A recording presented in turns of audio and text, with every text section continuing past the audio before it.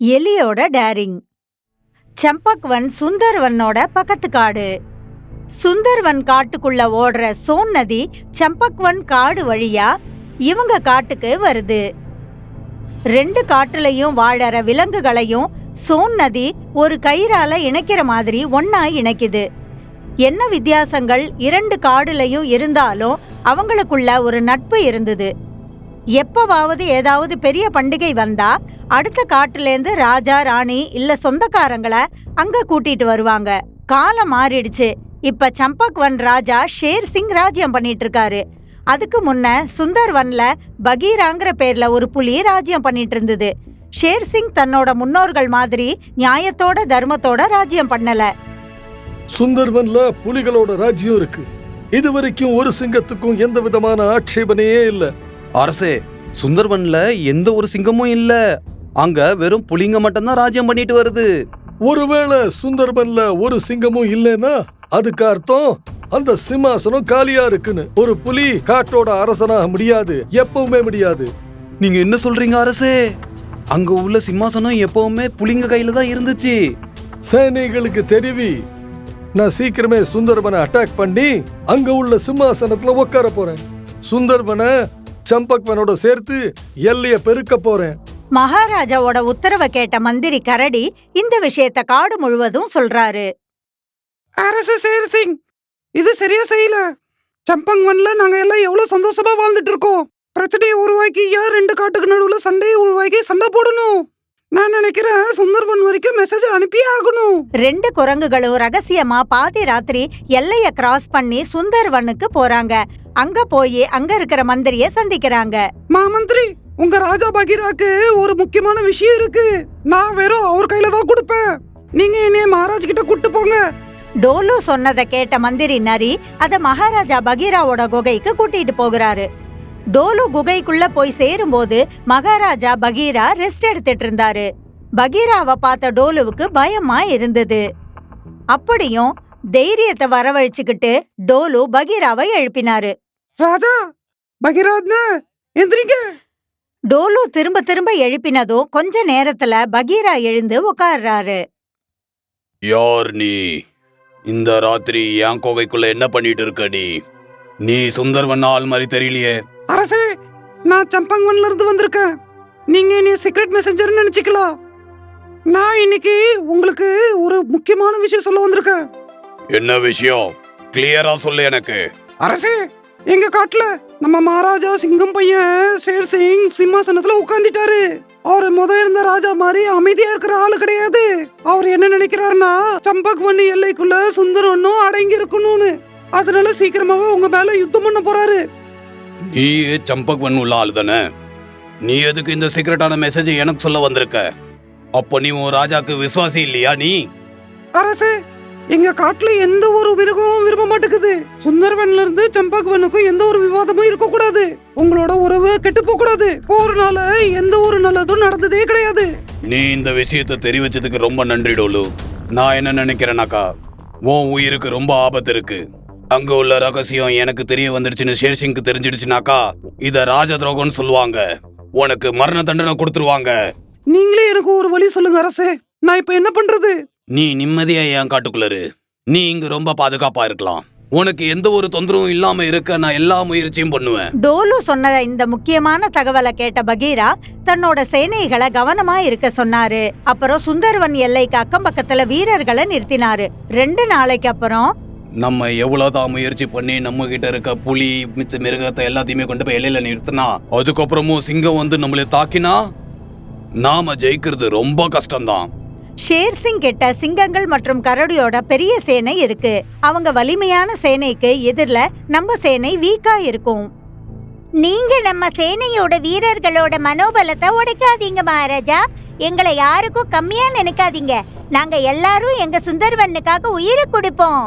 எனக்கும் தெரியும், உங்களை போல வீரர்கள் மேல எனக்கு எந்த ஒரு சந்தேகமும் கிடையாது. ஆனா உண்மை என்னன்னா எனக்கு யுத்தத்துல விருப்பமே இல்ல. அப்பாவி மிருகங்கள் சாவறதுல எனக்கு விருப்பமே இல்ல. என்ன பண்றது எனக்கு ஒரு ஐடியாவும் வர மாட்டேங்குது. நீங்க இந்த யுத்தத்துக்கு ரெடியா இருக்கீங்கன்னா சரி, இப்ப யுத்தம் நடந்தே தீரும். அடுத்த நாள் ஷேர் சிங் தன்னோட காட்டிலேந்து ஒரு விலங்கை அனுப்பி பகீராவுக்கு செய்தி அனுப்புறாரு.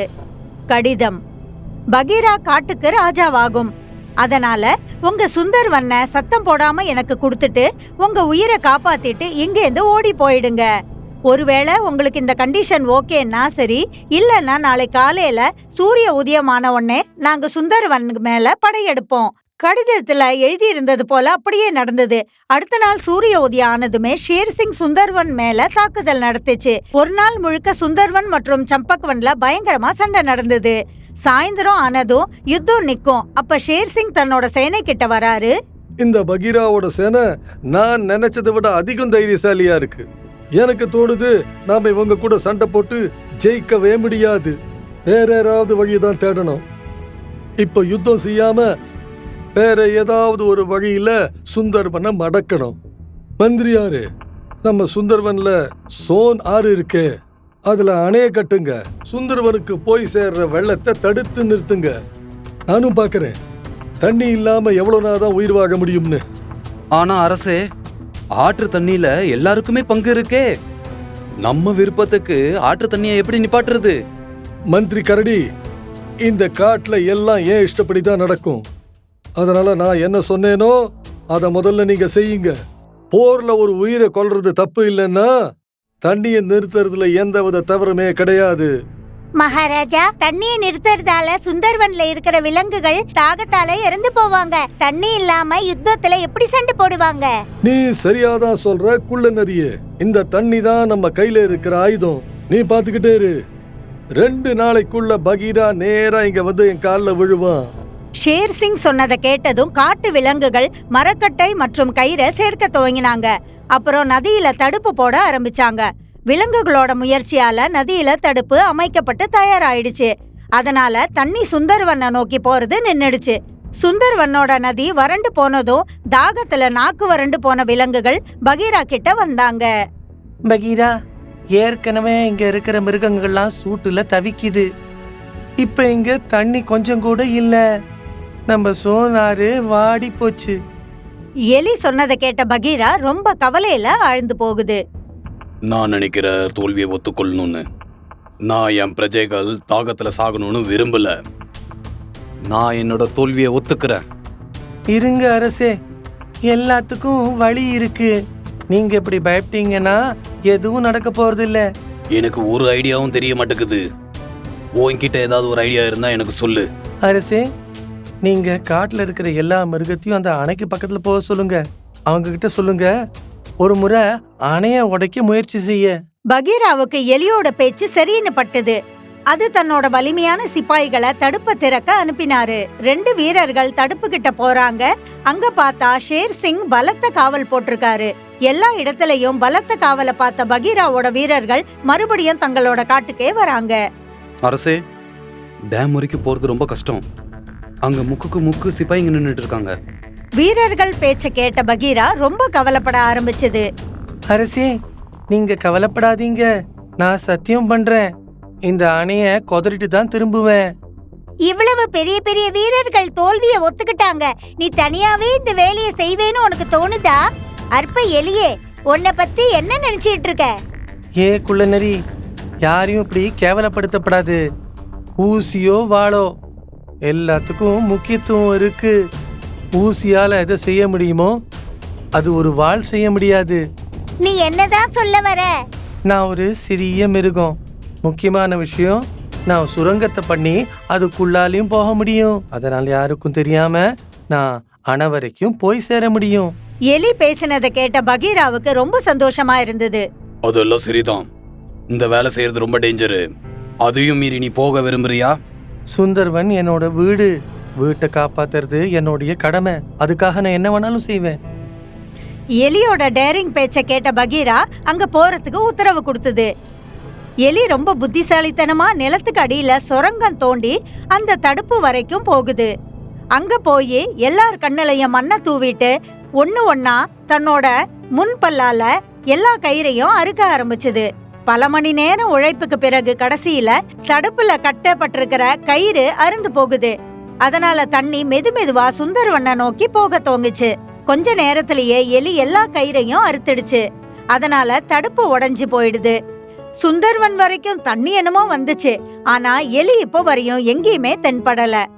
நம்ம எலிகிட்ட இருந்து ரொம்ப விஷயம் கத்துக்க வேண்டியது இருக்கு. தன் உயிரை பத்தி கவலைப்படாம நம்ம எல்லாரோட உயிரையும் அது காப்பாத்திருக்கு. நான் என்ன நினைக்கிறேன்னா, ஆற்றோட ஸ்பீட்ல எலி முங்கிடுச்சுன்னு நினைக்கிறேன். இனிமே அது என்னைக்குமே திரும்பி வராது. ஆனா சுந்தர்வன் எலியோட தைரியத்தை எப்பவுமே ஞாபகம் வச்சிருக்கோம். அப்ப எதிர்ல மரக்கட்டை மேல உக்காந்துகிட்டு மிதந்துகிட்டே சுந்தர்வனை நோக்கி எலி வர்றது தெரிஞ்சுது. அங்க பாருங்க, நம்மளோட தைரியசாலி எலி வந்துட்டு இருக்கு. எலி திரும்ப வந்ததை பார்த்த முழு சுந்தர்வனும் சந்தோஷத்துல குதிச்சாங்க. எல்லாரும் துள்ளி குதிக்க ஆரம்பிச்சாங்க.